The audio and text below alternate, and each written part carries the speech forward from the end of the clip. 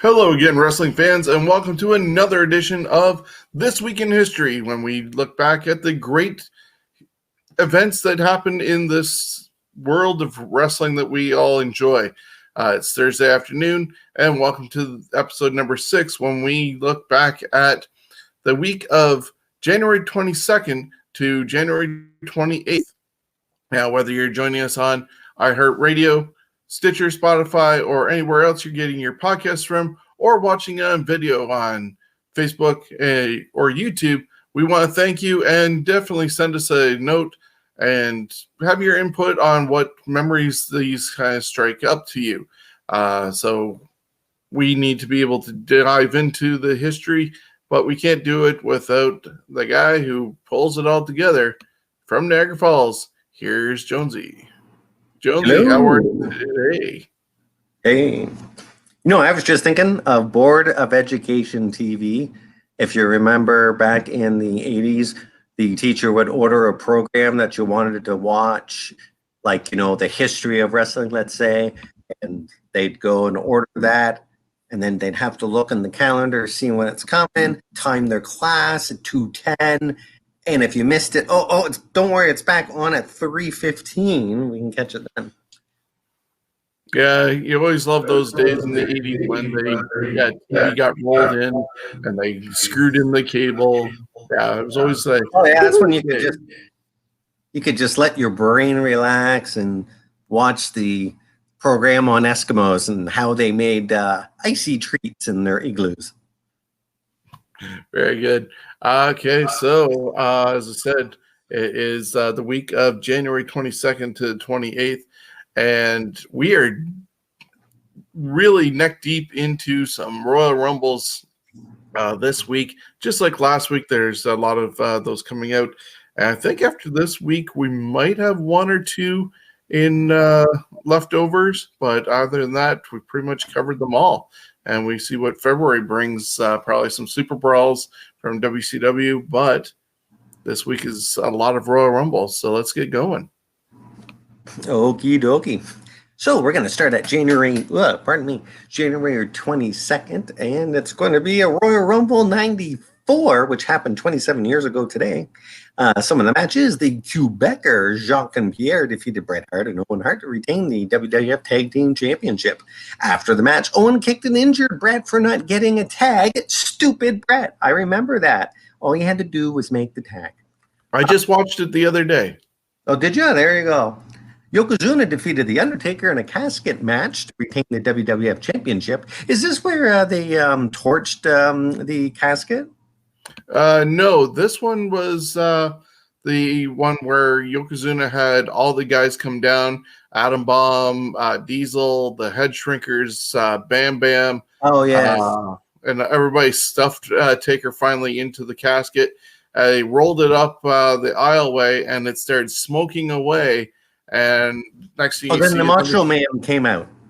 Yeah, but you see Undertaker on the screen and does this whole talk, and then it flashes X-ray and floats out of the screen, and then Paul Bearer's there finally by the casket, and yes, and praising that Taker will be back, and they leave it like that. I put up a picture also of Erwin R. Shyster against Razor Ramon.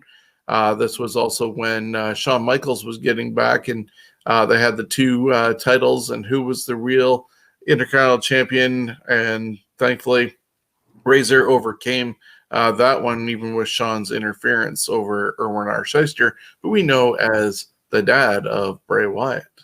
Yes, proud pop, I'm sure he is. Yokozuna defeated, we already did that one. Bret Hart and Lex Luger co-won the Royal Rumble match, last eliminating each other. That's right, they replayed the crap out of the finish, showing both Hart and Luger's feet hitting the floor at the same time. Some good timing there.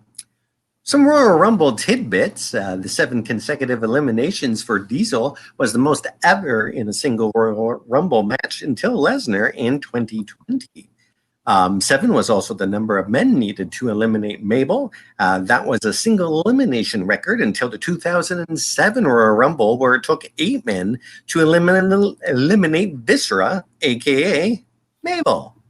As a result of there being 2 Royal Rumble winners, both Lex and Bret Hart would receive championship matches at WrestleMania. Yeah, and that was a time before. Once again, you'd see that Lex Luger was all pumped up and look, oh, he's going to go in there, WrestleMania, and... Yeah, and if it had been a different time, there probably would have ended up being a triple threat match rather than the format that they ended up doing. I totally love the format they did because Bret opened up the show with Owen losing, and then you get Lex against Yoko, and then the Bret against Yoko match at the end, so that they both had to actually do 2 matches regardless of which combination of the coin flip that was to happen. But in later years, as I said, it would have been instantly a triple threat, so we would not have gotten that amazing opening match with Bret and Owen. And that was the opening of the show? At WrestleMania, yeah. Okay. I remember the match. I just don't remember the timing of when it was. 26 years ago today, WWF presented Royal Rumble 95. In a pre-show match, Buck Quartermine defeated the Brooklyn Brawler. Jeff Jarrett defeated Razor Ramon to win the WWF IC Championship. The Undertaker defeated IRS. Diesel and Bret Hart went to a draw for the WWF Championship. Bob Holly and the 1-2-3 Kid defeated Tatanka and Bam Bam Bigelow in a tournament final to win the vacated WWF Tag Team Championship. And Shawn Michaels last eliminated British Bulldog to win the Royal Rumble and a WWF Championship match at WrestleMania 9. Some Rumble tidbits for you. At 38 minutes, 41 seconds, this is the shortest 30-man Royal Rumble in WWE history. This was due to the 60-second intervals as opposed to the 90-second or the usual 2-minute intervals when the Rumble originally started. This was the first Royal Rumble match to have the first 2 entrants finish 1 and 2 in the match. It only happened once since Steve Austin and Vince McMahon. Yeah, and this one also, the winner was to be accompanied by Pamela Anderson at WrestleMania, right. And that's why this picture has Shawn Michaels with Pam Anderson. If you listen to Something to Wrestle with Bruce Pritchard, they were talking about it one time, and she came in, she was just so like all the guys were obviously going towards her and trying to get a peek at her, but she was just really down to earth girl at that time. From what I believe I heard, this was before she hooked up with Tommy Lee. And then the next time when she showed up, it was WrestleMania, and her and Tommy Lee were together, and it was almost a totally different woman that was there. And there might have been some sort of interaction also between her and Shawn in the real world. And so there were some issues there, but then they ended up getting Jenny McCarthy to go to ringside with Shawn, and Pam ended up going out with Diesel that night. But yeah, it was also the first time that number 1 made it and won the whole Royal Rumble. And that was surely exciting. 25 years ago today on Raw, Bret Hart defeated Goldust by submission. It is the first televised loss for Goldust since debuting the previous spring. The big news of the show was the television debut of Leon White, best known to wrestling fans as Big Van Vader, or simply Vader. Debuting the previous night in the Royal Rumble match, Vader made an immediate impact on this show by attacking Gorilla Monsoon. This was special because back then, in them days, wrestlers rarely, if ever, physically attacked an on-screen authority figure. Vader was suspended for his actions. Luckily, though, for Vader, he had to get shoulder surgery, so everything worked out for him. 25 years ago today on Nitro, Lex Luger and Sting defeated Harlem Heat to win the WCW World Tag Team Championship. In the show's opening match, Macho Man Randy Savage defeated Ric Flair to win the WCW World Heavyweight Championship. 20 years ago today on the 400th episode of Raw is War, Test defeated William Regal to win the WWF European Championship. Al Snow defeated Raven to win the WWF Hardcore Championship, only to lose it moments later back to Raven. 18 years ago today at an NWA TNA weekly pay-per-view taping, Triple X, Low-Key, and Alex Skipper defeated America's Most Wanted, Chris Harris and James Storm, to win the NWA World Tag Team Championship. And 13 years ago today at an ECW taping in Charlottesville, Chavo Guerrero defeated CM Punk to win the ECW Championship. Now moving on to January 23rd, 37 years ago today in New York City, Hulk Hogan defeated the Iron Sheik to win the WWF Championship. Hogan would, of course, go on to be the torchbearer of the WWF. Yeah, I ended up watching the documentary Sheik. If you can get that, I believe on Amazon Prime. And he talks about the story with that night. And Vern Gagne even wanted him to screw Vince McMahon over, break Hogan's leg, I believe it was, and go back to the AWA and have the title with him. It was almost one of the original screw job potentials in the world of wrestling, but Sheik thought better of it and did do the honors and dropped the title to Hogan, which then did start the big run of Hulkamania in the WWF years, because Hulkamania did exist in AWA. But yeah, Hulkamania running wild that night and forever changed history. 3+ years later, it wasn't until he dropped the title on that Friday night's main event to Andre in the referee screw job. And of course, that's another history lesson. Coming up soon. Yes. I'm not sure if I did this one yet, but you'll cut me off if I did. 34 years ago today, the one-man gang defeated Hacksaw Jim Duggan in a loser leaves UWF match. The bout was a way to write off Duggan as he was heading to the WWF, which lost Duggan and Terry Taylor had to vacate their UWF World Tag Team Championships. 26 years ago today on Raw, the Smoking Guns, Billy and Bart, defeated the 1-2-3 Kid and Bob Sparkplug Holly to win the WWF Tag Team Championship. On the same show, Vince McMahon announces that Bam Bam Bigelow was suspended without pay for 30 days after he shoved Lawrence Taylor during the Royal Rumble event. 25 years ago today, WCW held Clash of the Champions 32 from Caesars Palace in Las Vegas, Nevada. The show is noted for the return of Miss Elizabeth, who was last seen in the WWF in '92, and Woman, who was regularly appearing for ECW, returned to the company. Yeah, I was listening to ABC Week this week, and Conrad and Bischoff are actually talking about this exact show. When I was looking up the pictures for this event, I stumbled upon one of the other interesting moments throughout the show, and that was the wedding of Colonel Robert Parker and Sherry. You had everybody at the Little White Chapel in Las Vegas because they did a 2-night stint Nitro, and then Tuesday night was this Clash of Champions. And Mean Gene was outside there waiting for everybody. You see the picture with Bunkhouse Buck, who later on played Jack Swagger's father, along with Dick Slater. And Colonel Parker ended up gambling money away and couldn't pay for anything. A lot of it, as I just heard as I finished off the episode for 83 Weeks this afternoon, a lot of it was all ad-libbed. And Gene Okerlund was just on the money, putting out comments. The limo driver or taxi driver was wanting money to pay for Parker's ride.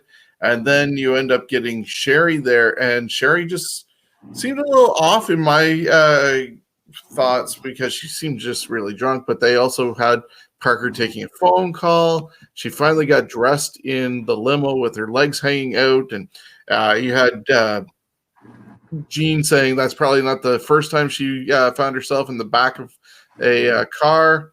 And then they walk up to the little chapel, and she's in this red dress, and they're trying to do the vows. And next thing you know, from the, Parker's trailer came Medusa, and they start battling each other there. It turns out Parker was cheating on Sherry. Harlem Heat's there, and Booker's giving all these interesting looks on his face, and he doesn't really have to say anything for the whole thing. And then when you also look at the history of this Little White Chapel, they did this event. What was this? 95, I believe this event was, or early 96. Yeah, 96. Sorry, this was 96 that this happened. You have Triple H and Stephanie when they got married on Raw, and she was knocked out, was this exact same place in Las Vegas. And in real life, people like Bruce Pritchard, Jerry Lawler, I think, and Jim Ross all got married at the Little White Chapel. So it has a long history of being involved with wrestling, whether it's WCW, WWE, or real life personalities. Wow, I did not know that. Why, thank you for sharing. Of course. Some of the matches on that card had Brian Pillman defeat Eddie Guerrero. The bout is noted for Pillman grabbing Bobby Heenan by the jacket. Heenan was caught by surprise and told Pillman off on air, and you hear some swear words there. Brian would apologize post-show. The WCW debut of both Conan, who defeated Psychosis to retain the Mexican Heavyweight Championship. Ric Flair and the Giant defeated Hulk Hogan and Randy Savage in the main event. 21 years ago today, WWF presented Royal Rumble MSG 2000. Taz defeated Kurt Angle by submission. This match was Taz's WWF debut, and it would be the first pinfall or submission loss for Angle. The Hardy Boys, Jeff and Matt Hardy, defeated the Dudley Boys, Bubba Ray and Devon Dudley, 2-1 in an elimination tables match. Mae Young won the Miss Royal Rumble 2000 swimsuit competition, or give the crowd a boner portion of the show. She was beautiful. Folks, I don't know about you, but I don't want a boner at a wrestling show, even if it's all women. Well, if there's mud wrestling involved, then we're talking. Which I have seen live women's mud wrestling before. Quite great. Chris Jericho defeated Chyna and Hardcore Holly in a triple threat match to become the undisputed WWF Intercontinental Champion. Triple H defeated Cactus Jack in a street fight to retain the WWF Championship. This is a high-rated match, but the barbed wire spot was terrible. We all saw what the Spanish commentary guy did. It was a bad plant. Yeah, not the best. I think they should have just either gone with the real stuff and stuck with it, or just not use that gimmick. Because when you swap it out, it just looks terrible. And The Rock last eliminated the Big Show to win the Royal Rumble match. Yeah, that one's kind of a little bit suspect, because you can look back on YouTube and see that Rock actually landed first and then Big Show. But that's, I guess, then how they end up correcting things, and eventually had that four-way match with Triple H and Foley inserted, even though Foley was supposed to retire after his Hell in a Cell match with Triple H. I believe the reason for that, wasn't it because Austin and a few others were out, so he kind of stuck around for a while? Yeah, I think so. Some of the tidbits from that show: Rikishi eliminated 7 men. 2000 was the last time a woman entered the Rumble match until Beth Phoenix did in 2012. And for the second straight year, no man or woman lasted 30 minutes in the match. 18 years ago today in New York City, John Hannigan and Matt Capitelli. Capitelli. That's it, Capitelli, were announced as the winners of Tough Enough 3. Hannigan would go on as Johnny Nitro and John Morrison, winning the tag team and Intercontinental Championships before being released in November 2012. Capitelli never made it to the main roster. He would be diagnosed with cancer in 2006 and retire from in-ring competition soon after. They both would make their Raw debuts 4 days later. 11 years ago today, Jake the Snake Roberts announced via his MySpace account that he would retire from professional wrestling. Today, love MySpace. Yeah, what MySpace? I don't even know if it's even active anymore. Today would have been the 85th birthday of Shohei Baba, best known to wrestling fans as the legendary Giant Baba. And we're going to move on now to January 24th. There we go. 40 years ago today, wrestling legend Orville Brown passes away in Lee Summit, Missouri. He was 72. 33 years ago today, NWA, in association with Jim Crockett Promotions, presented Bunkhouse Stampede. The show featured the Bunkhouse Stampede Cage Battle Royal, where participants were eliminated either by being thrown out of the cage through the door or over the top of the cage and onto the floor. Ah, man, that would have been great to see. It's probably available on the WD Network. I never saw it myself. And of course, but it sounds like you can actually throw them from the floor, from the ring to the floor over the cage. There's not many guys that are that strong enough to do that to a wrestler, unless you got a whole bunch of Mexican wrestlers in there. Quite possible. Like you said, that's one to go back and see. And that's one heck of a big boot that Dusty is holding there. Yes, it is. I didn't see the picture. I'll put it back. Oh, yeah, that's a huge boot. That is a very big boot. Actually, it kind of looks like almost like a Muppet. You could put eyes on it, and it's a snake. Oh, right. So Nikita Koloff fought Bobby Eaton to a 20-minute time limit draw for the NWA World Television Championship. Larry Zbyszko defeated Barry Windham to retain the UWF Western States Championship, and Dusty Rhodes won the Bunkhouse match, giving Rhodes 4 straight wins in the Bunkhouse Stampede match. There were only 4 Bunkhouse Stampede bouts ever, and Dusty booked himself to win all 4 of them. Shocking. Woo! 33 years ago today, WWE presented the first ever Royal Rumble from the Cops Coliseum in Hamilton, Ontario. And we here at TWIW are not counting the 87 Rumble trial match at this time. And I also learned that there has been many other Royal Rumble matches in the WWF over the years. At house shows, they've done anywhere from like 4 people Rumbles to 11, 12, stuff like that. I was reading up on it today. A lot of Rumbles that they've actually done.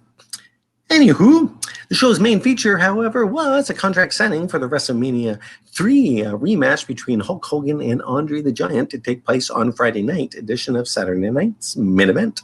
Dubbed the main event, the match would take place on February 5th. Also of note, Dino Bravo, with help from Jesse Ventura, broke the world bench press record of 715 pounds. He only put a finger on there. Yeah, I know it says here with the help from Jesse. Jesse was there just to make it look legit. He didn't help him with it. Like, come on. Spotting him. That's right, spotting him. At the time of its original airing, the Royal Rumble event was the most watched wrestling show in cable history. Ricky Steamboat defeated Rick Rude by DQ. The Jumping Bomb Angels, Itsuki Yamazaki and Norio Tatinio, defeated the Glamour Girls, Judy Martin and Lilani Kai. 2-1 in a best-of-3 falls match to win the WWF World's Tag Team Championship. Jim Duggan last eliminated One Man Gang to win the 18 or 20-man Battle Royal. The Royal Rumble match. I think it was 20. 20, yep. Yeah, I wasn't quite sure, so just put a question mark there. 28 years ago today, WWF presented Royal Rumble 93. The debut of the evening was Giant Gonzalez. WWF actually gave him a crappier gimmick than what he had in WCW. And scared many children and adults, including myself, with his spandex and groin area soul patch. I actually much rather just see the Big Show in his WCW getup than that furry patch.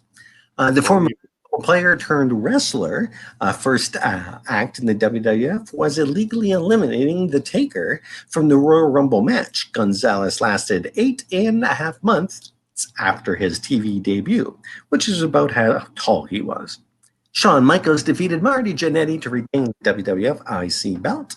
Bret Hart defeated Razor Ramon to retain the WWF Championship. Yokozuna last eliminated Macho Man Randy Savage to win the Royal Rumble match and the WWF Championship at WrestleMania 9. This was also the debut of the narcissist Lex Luger. Luger had left WCW in 92-ish, mid-92, after dropping the WCW heavyweight title. But because of contractual obligations, he couldn't actually immediately jump to WWE. So he actually was part of the WBF. And he was supposed to debut World Bodybuilding Federation. Ended up with a motorcycle accident, and so he missed out on that. And by the time he was able to come back, the WBF was shut down, shockingly, and their association with Ico Pro and everything. But he made his first official WWE or WWF appearance at the Royal Rumble with his mirrors and doing the narcissist thing. And Bobby Heenan was about to have a huge orgasm just for posing, and it's just like, calm down, Bobby. But yeah, that was Luger's first foray into the WWF, and eventually he'd be part of the Slam herd around the world on the Intrepid and turn face. Yeah, well, I ignored that because Lex Luger sucks. There you go. So some of the Royal Rumble bits. The big one was at the time of the match, Backlund's 61-minute, 10-second run is the longest anyone lasted in Royal Rumble match. A Backlund run remains the longest by a non-winner. 23 years ago today, WCW presented Sold Out. Chavo Guerrero Jr., Juventud Guerrero, Lismark Jr., and Super Calo defeated El Dandy, La Parca, Psychosis, and Silver King. Kevin Nash defeated the Giant late in the bout. Nash about killed the Giant with a botched powerbomb. It was brutal. The Giant would be out for only a month, and Nash had to ice the back for about 3 Nitros, 2 Thunders, and a house show in Paradise. Thankfully, didn't end up pulling a quad, but as you see how Giant is about to fall this way, he got spiked. He did. Yeah, it's gross. You can watch it back. Thankfully, it's not as bad as Sid jumping off a middle turnbuckle. Gross, but yeah, that's awesome. Cringeworthy. Bret Hart defeated Ric Flair in a great match, and Lex Luger defeated Randy Savage in a not-so-great match. 26 years ago today, WWF presented the Royal Rumble. No Chance in Hell edition, which would have been 1995. Returning full-time to the WWF was Nelson Frazier Jr., a.k.a. Mabel. He was a King of the Ring past winner, but last major bout before his break, he lost to Nash in just 8 seconds. So thankfully, Mabel didn't last long as he was kidnapped by the Ministry of Darkness and rechristened Viscera the night on Raw. I miss those days when they'd kidnap fellow wrestlers and change their names and shit. X-Pac defeated Gangrel to retain the WWF European Championship. Sable defeated Luna in a strap match to retain the women's belt. The Rock defeated Mankind in an incredible I Quit match to win the WWF Championship. Hell of a match, just watch Beyond the Mat. Mystic McMahon last eliminated Steve Austin to win the Royal Rumble match in a WWF Championship match at WrestleMania 15. Some of the tidbits. And this says it's actually the 99 Rumble, so... Yes. Okay, so 1999 Royal Rumble. All right. So then it's only 21 years ago. There we go. That must have slipped through my eyes as well. Yeah, it slipped through your eyes. That's on you, man. It's on you. That is. But yeah, cool. So 1999, and as you pointed out, check out Beyond the Mat. Mick Foley actually posted a picture of it on his Twitter or Instagram this past week, just remembering that event It's amazing he remembers anything after all the unprotected chair shots that he took. Oh, it is. It's brutal. It's fun to watch, but it's brutal. Some of the Rumble bits. McMahon's one elimination is the lowest number ever scored by a Royal Rumble winner. And Chyna became the first woman to enter the Royal Rumble match. 21 years ago today on Nitro, Sid Vicious defeated Kevin Nash to win the Benoit-vacated WCW World Heavyweight Championship. And 17 years ago today, Jack Tunney Jr., the former figurehead WWF President Jack Tunney, died of a heart attack in his sleep at his home in Watertown, Ontario, Canada. He was 68. He was born January 21st, 1935 in Toronto. Tunney came from a line of wrestling promoters. His father, John Sr., and Uncle Frank promoted wrestling in the Toronto area, along with Toots Mont and Jack Cochran. Pardon me, some pop. Starting in 1930, Jack Wood joined the family business in 1952 and had a hand in promoting many of Toronto's biggest bouts. Following Jack's father, Frank Tunney's death, he and Frank's son, Eddie, would own Maple Leaf Wrestling. Maple Leaf Wrestling would be sold to the WWF after NWA parted ways with them. This would be the start of WWF's stranglehold on Canada and the loss of many promotions in Canada. Tunney would become president of Titan Sports Canada and would serve as the chief WWF promoter for Canadian tours. His crowning achievement was getting WrestleMania 6 to Toronto's Skydome. Tunney became the on-screen authority figure for WWF television events, replacing longtime New Japan Pro Wrestling booker Hasashi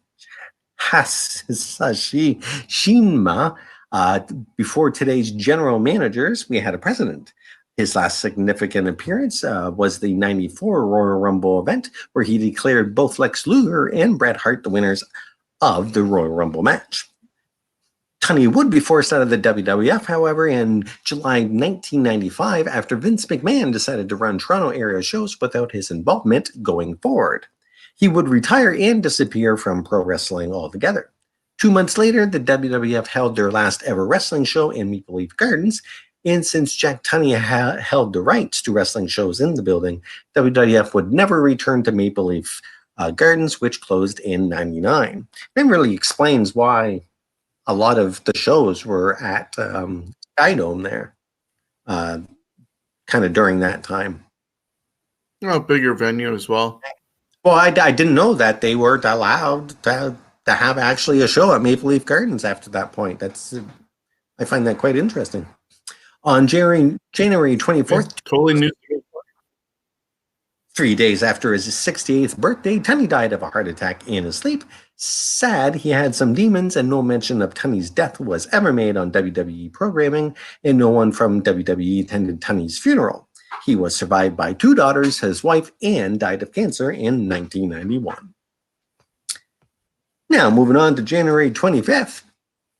26 years ago today, WCW presented Clash of the Champions 30 from Caesars Palace in Las Vegas, Nevada.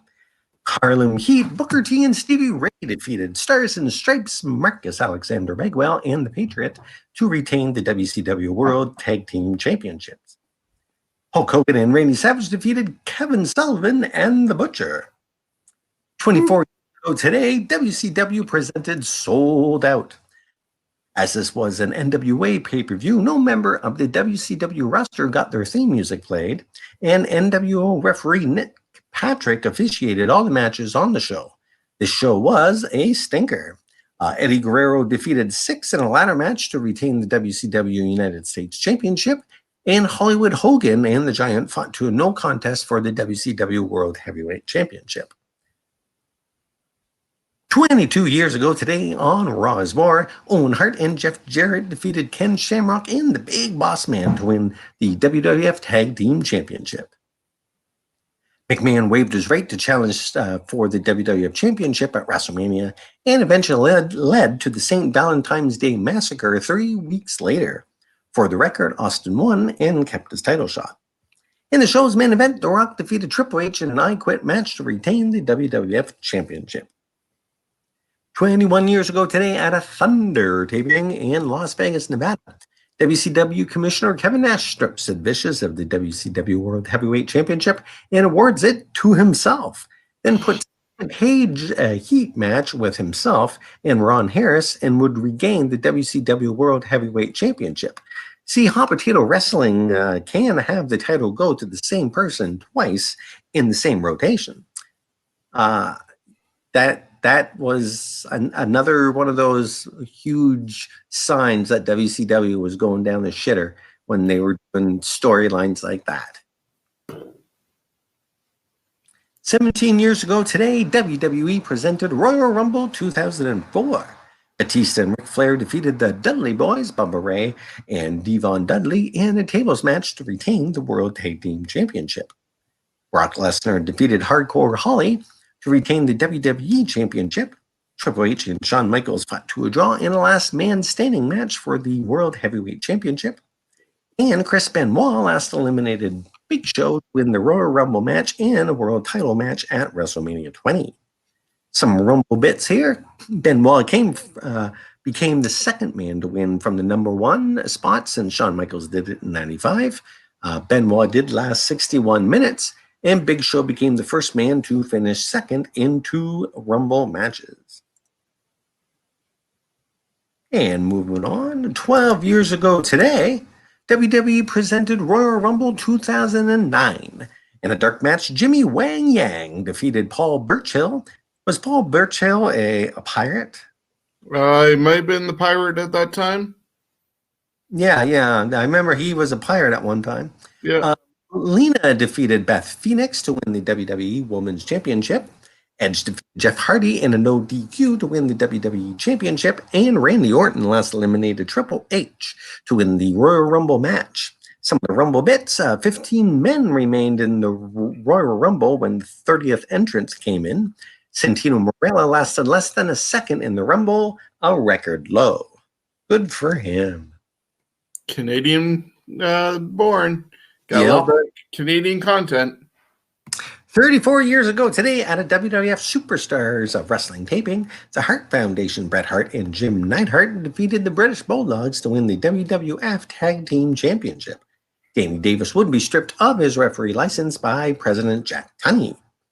And on Piper's Pit, they recorded 3 important segments.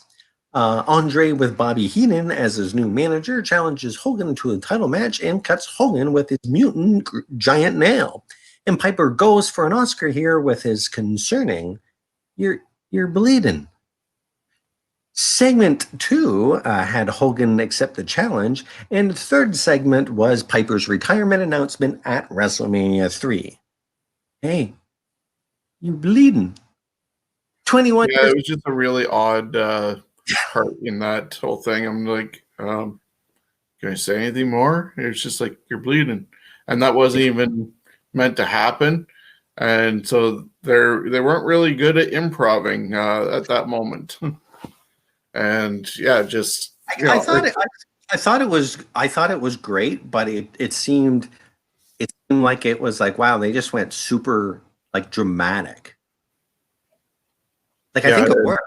It just was funny and the same, though, because it was like, okay, Piper was Hogan's bitter enemy forever. Now Piper's kind of a good guy and all that, but it was like, wow, someone just like, oh my God, look what he done to you. It was just, it was awesome. Yeah. So 21 years ago today in Tucson, Arizona, Mankind defeated The Rock in an empty arena match to win the WWF Championship. This match was for halftime heat. It aired during halftime of the Super Bowl 31. Plus, they also had a commercial during the Super Bowl. 17 years ago today on Raw, Benoit had won the Royal Rumble the previous night and used a loophole against corrupt GM Paul Heyman to switch teams so you could get a fair shake over on Raw for Triple H's World Heavyweight Championship at WrestleMania. 7 years ago today, WWE presented yet another Royal Rumble 2014. This is the Rumble that was a bit of a PR disaster for the WWE because of the fans taking over the show, and online barrage of negativity happened less than a month away from the launch of the WWE Network. In a pre-show match, the New Age Outlaws, Road Dogg and Billy Gunn, defeated the Brotherhood, Cody Rhodes, and Goldust to win the WWE Tag Team Championship. Bray Wyatt defeated Daniel Bryan. Brock Lesnar defeated The Big Show. Randy Orton defeated John Cena to retain the WWE World Heavyweight Championship. And Batista last eliminated Roman Reigns to win the Rumble and got booed out of the building. So we were actually there that night because it was Pittsburgh, and trying to go get there, we ended up leaving a day early and stayed in a really not that great of a hotel room in Niagara Falls that was really cold. Made our way around the lake and over to Pittsburgh, and checked into our hotel across the street from the arena. Jerry Lawler we ran into as well. What are your memories of being in Pittsburgh that night? Well, actually, I really enjoyed Pittsburgh. The roads there are just wild. The downtown area, the road has been like dropped over the years, so you actually can see the original entrances for a lot of these places.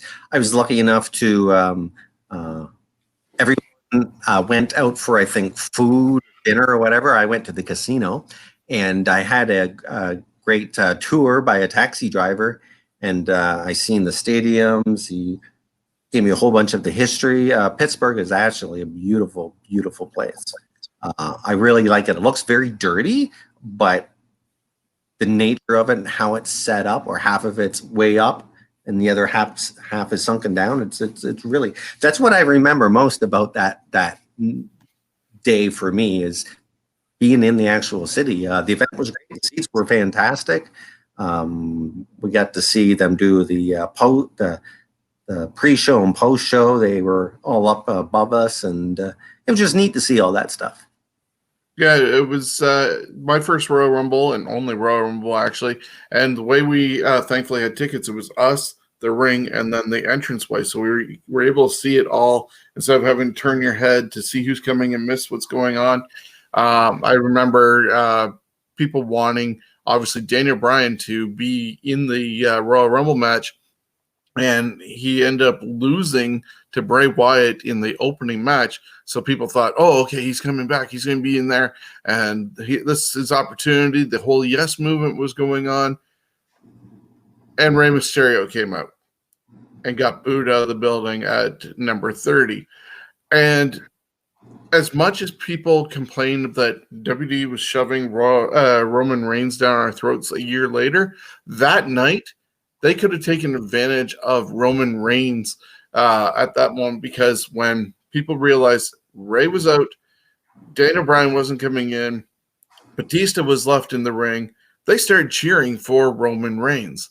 It was organic. It was natural. They were able to go, okay, Daniel's not here. Let's pick him because we don't want Batista. And they still obviously went with Batista. We saw what happened eventually with Daniel Bryan going to New Orleans and having to do the opening match and the closing match to claim both belts. But, you know, at the same time, they could have gone with Roman right then and there and seen what happened, and they would have had a new star that way.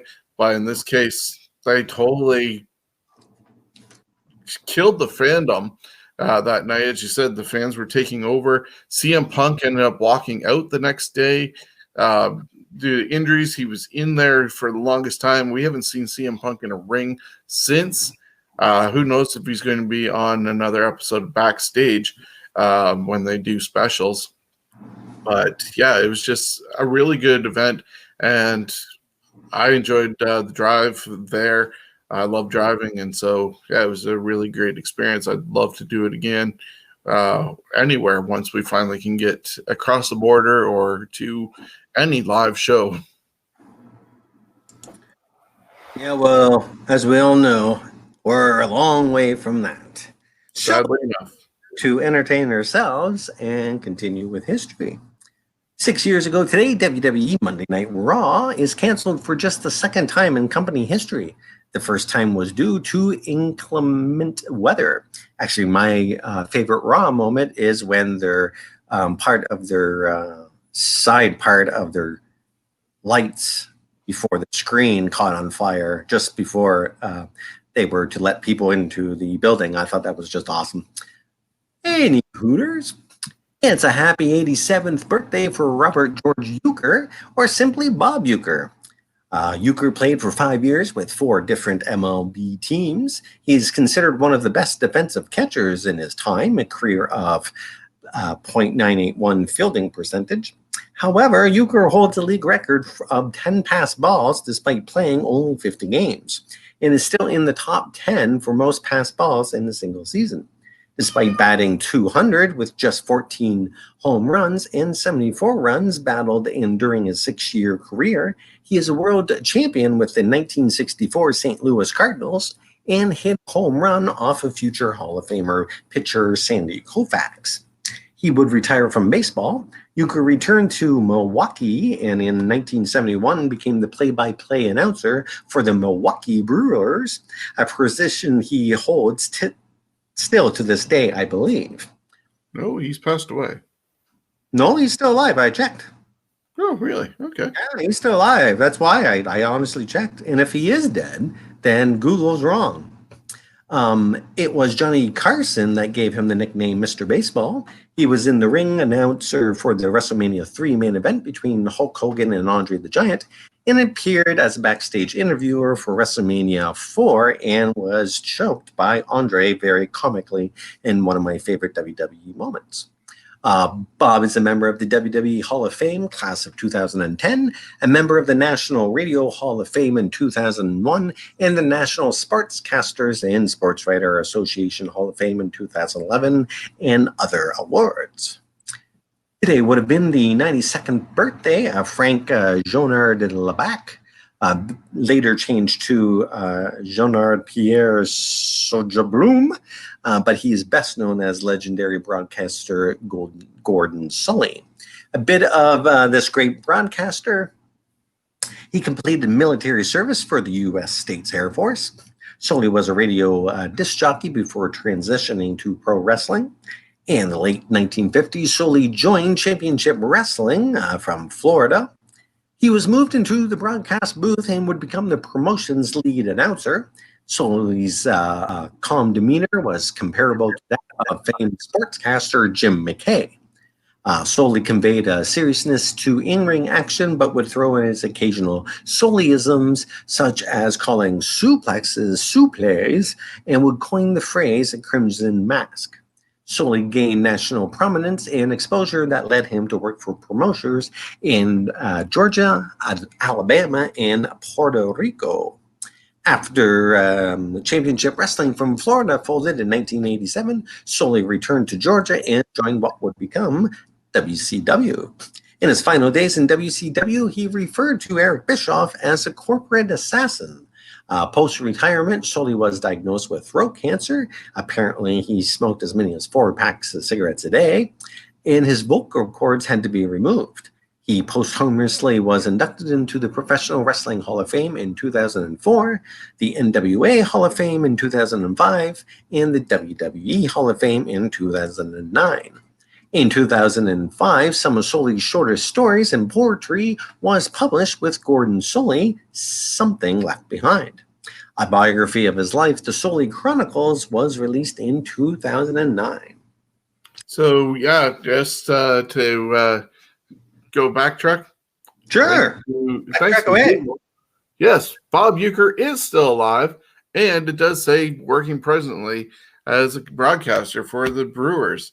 When it comes to Gordon Sully, if you listen to JR's Grill and JR, or even his reading his book, there was some concern with Sully and sobriety, and there were sometimes it was actually at ringside drinking, and they had to find a way of finding a balance between his drinks and broadcasting, and JR kind of babysat him some of the times with being on the air and supplying what would basically soothe him to do the job. I like Sully as an announcer. And And it's a happy 29th birthday to Mercedes Varnado, best known to wrestling fans these days as Sasha Banks. January 27th, 117 years ago today, Frank Gotch defeated Tom Jenkins to win the American Heavyweight Championship. 40 years ago today, Roddy Piper defeated Ric Flair to win the NWA United States Heavyweight Championship. With the win, Piper had to vacate the NWA World Television Championship had he won from the Masked Superstar almost 3 months earlier. 31 years ago today, WWF airs the 25th episode of Saturday Night's Main Event. The episode was taped January 3rd. Randy Savage defeated Jim Duggan. Hogan and Ultimate Warrior defeated Mr. Perfect and the Genius. 27 years ago today, WCW presented Clash of the Champions 26. Lord Steven Regal and Dustin Rhodes went to a 15-minute time limit draw for the WCW World Television Championship. Cactus Jack and Max Payne defeated the Nasty Boys, Brian Knobbs and Jerry Saggs. Flying Brian defeated Colonel Robert Parker, with Lost Parker was forced to wear a chicken suit to everyone's delight. No one really cared about that. Ric Flair and Sting defeated Rick Rude and Vader in a tag team elimination match. 27 years ago today, on Monday Night Raw, Mr. Perfect defeated Ric Flair in a loser leaves the WWF match. However, that wasn't the last match for Flair on the road with WWF, as he stayed until February 10th due to commitments.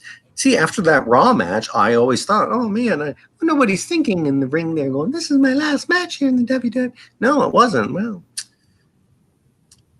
TV magic. 25 years ago today in Philadelphia, Pennsylvania, Raven defeated the Sandman to win the ECW World Heavyweight Championship. 13 years ago today, WWE makes its high-definition pay-per-view debut with Royal Rumble 2008 from MSG. Edge defeated the Rey Mysterio to retain the World Heavyweight Championship. Randy Orton defeated Jeff Hardy to retain the WWE belt. The returning John Cena last eliminated Triple H to win the Royal Rumble match and a championship match of his choosing at WrestleMania 24. Some Rumble bits. Finlay was disqualified for entering the match before his number came up. He is believed to be the only man that's ever been DQ'd from the Royal Rumble match. Cena was the second man to win from number 30. 8 years ago today, WWE presented another Rumble 2013. John Cena last eliminated Ryback to win the Rumble match and a championship match of his choosing. And The Rock defeated CM Punk to win the WWE Championship, which would, of course, set up the whole WrestleMania 29. This ended CM Punk's World Championship run at 434 days, the longest since Hulk Hogan's 4-year run ended in 1988. Ooh. 7 years ago today in Cleveland, Ohio, Phil Brooks, best known to wrestling fans as CM Punk, took his ball and walks out on WWE prior to that evening's Raw tapings. Thoughts? Yeah, well, like it just said, boo on that one. It's a shame what happened with CM Punk. I'm a fan of his. I got a couple of his shirts. We saw basically his last match in Pittsburgh at the Rumble, and then to see everything culminate, and then it ended up in lawsuits and speculation where he was going to go. He went to UFC and had 2 fights there, not overly successful, should I say. And then magically when StarCast was happening, he ended up getting a StarCast panel, which was decent and is available on demand that way on Fight TV. But they thought that he was going to show up at an AEW show, and that didn't happen. And next thing you know, he's also then one of the commentators for WWE Backstage, and which people were kind of confused if he's working for WWE or what. Turns out it was a Fox deal, but to this day, people still want CM Punk to be there. I guess the upside to the pandemic and no fans around, they can't be chanting CM Punk all the time like they had been and taking over shows. But it would be nice if one day he does come back. I saw just recently that somebody asked him about being a part of WWE 2K Battlegrounds, the current video game that's out, and because people like Jericho and Sting and them are a downloadable character, if he would be willing to be a part of that, he said yes, but considering his reputation, that's a no. And I kind of liken CM Punk's sort of situation with his problems with the WWE and everything. And a lot of it is also towards Triple H.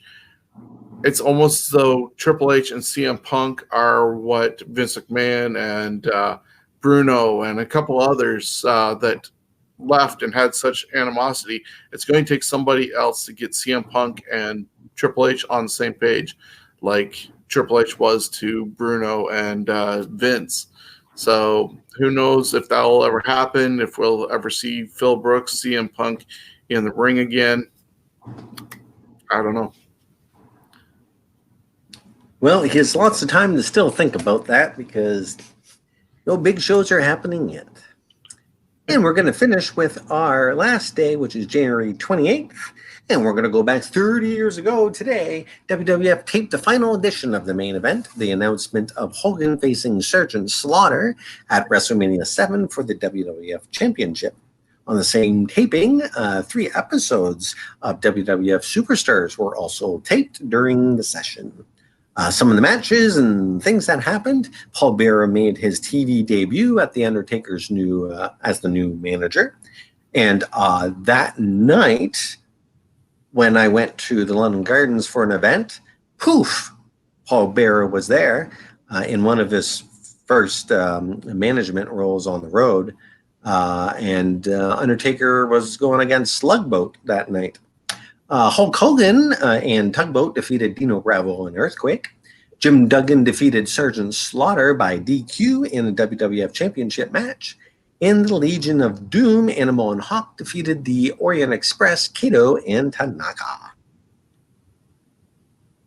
19 years ago today on Raw, Vince McMahon releases cancer on the WWF because Flair wouldn't sell him his half of the company back to him. So he would bring in the New World Order at the next pay-per-view, No Way Out. Unfortunately, this cancer wasn't very good at its job, and it didn't really work. 14 years ago today, WWE presented Royal Rumble 2007. John Cena defeated Umaga in a last man standing match to retain the WWE Championship. The Undertaker last eliminated Shawn Michaels to win the Royal Rumble match and a championship match of his choosing at WrestleMania 23. And some fun facts on that Rumble: Glenn Jacobs, a.k.a. Kane, made his 11th Royal Rumble appearance, including 9 in a row. He would end his streak at 13 consecutive Royal Rumbles in 2011. Undertaker became the first man to win the Royal Rumble from the 30 slot. Hey man, you're bleeding. And so long from the Niagara Falls. There you go. So another deep dive into wrestling history. As I said, very heavy this week on Royal Rumbles, but they're just one of the best events. A lot of people thought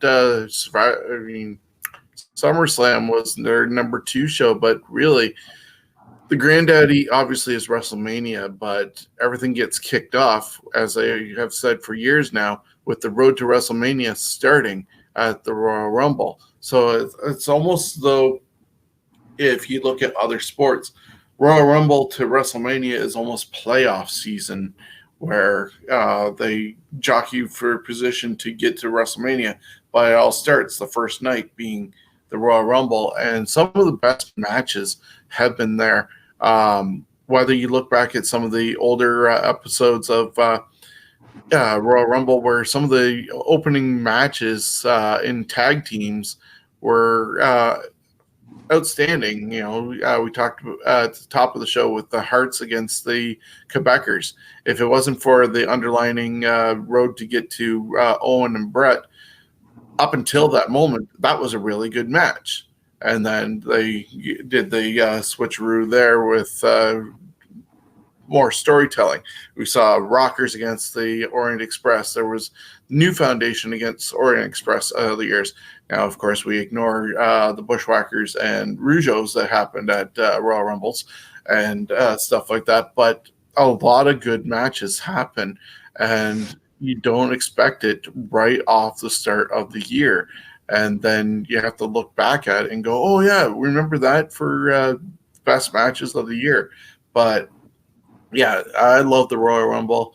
I was happy to be in Pittsburgh to see at least one in my lifetime, whether that happens again or not. But it's an experience and a great event.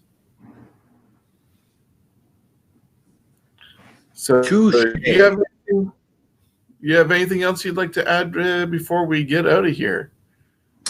No. I think the Royal Rumble for me is an event that it's getting a little tiresome, but I don't know.